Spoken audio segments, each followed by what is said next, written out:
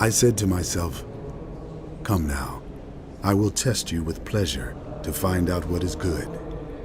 But that also proved to be meaningless. Laughter, I said, is madness. And what does pleasure accomplish? I tried cheering myself with wine and embracing folly, my mind still guiding me with wisdom. I wanted to see what was good for people to do under the heavens during the few days of their lives. I undertook great projects. I built houses for myself and planted vineyards. I made gardens and parks and planted all kinds of fruit trees in them. I made reservoirs to water groves of flourishing trees. I bought male and female slaves and had other slaves who were born in my house. I also owned more herds and flocks than anyone in Jerusalem before me.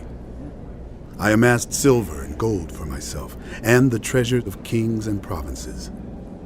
I acquired male and female singers and a harem as well.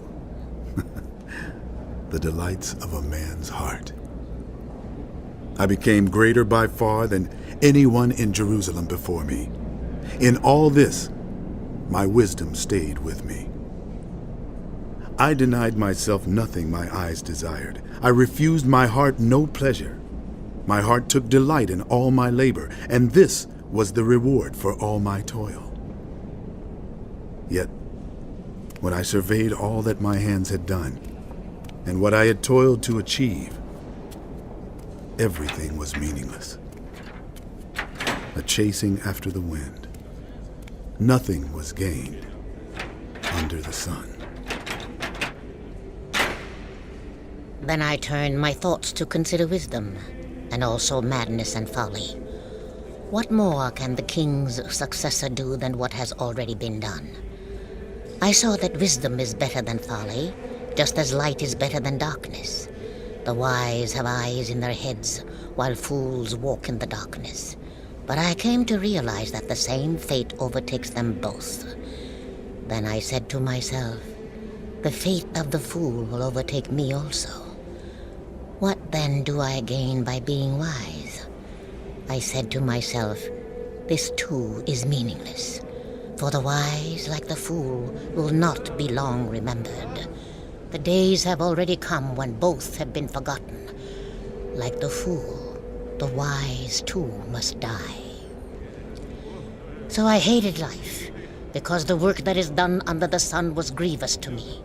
All of it is meaningless, a chasing after the wind. I hated all the things I had toiled for under the sun, because I must leave them to the one who comes after me. And who knows whether that person will be wise or foolish.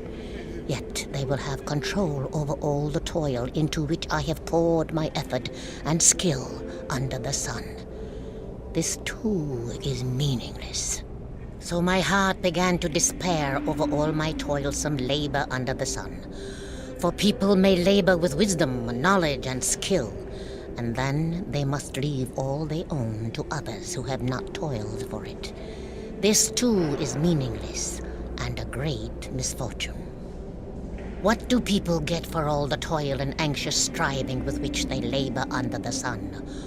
All their days their work is grief and pain. Even at night their minds do not rest. This too is meaningless.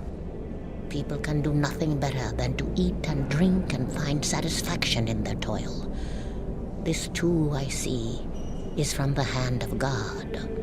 For without him, who can eat or find enjoyment? To the person who pleases him, God gives wisdom, knowledge, and happiness. But to the sinner, he gives the task of gathering and storing up wealth to hand it over to the one who pleases God. This too is meaningless, a chasing after the wind.